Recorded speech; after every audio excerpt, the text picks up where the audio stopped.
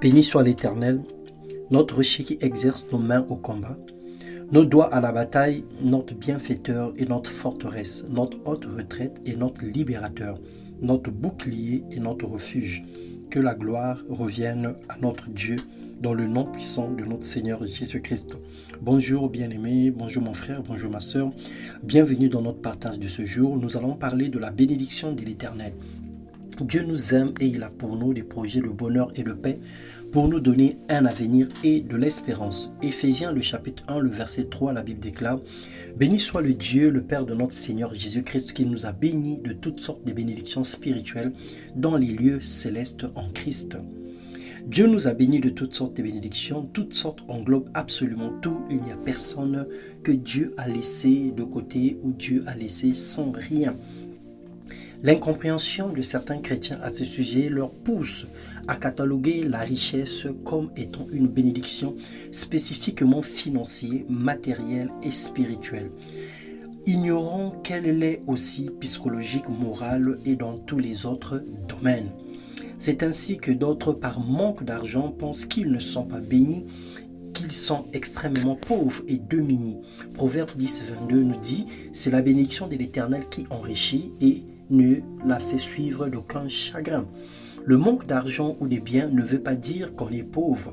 Le nombre de relations que tu possèdes est une richesse. La sagesse et l'intelligence que tu as est une richesse. Ta famille est une richesse. Ton travail est une richesse. Ta foi en Dieu et l'ensemble des personnes, des chrétiens, l'ensemble des personnes que tu connais sont des richesses. Même la santé est une richesse. Dieu n'est pas injuste, il n'oublie personne.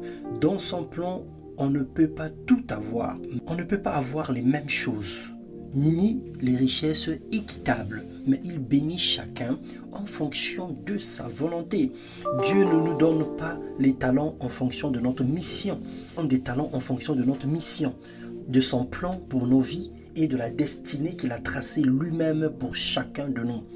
Outre sa bienveillance, nous avons la responsabilité de multiplier ce que Dieu nous donne, de lui rendre compte et lui remettre les prémices de toutes nos bénédictions.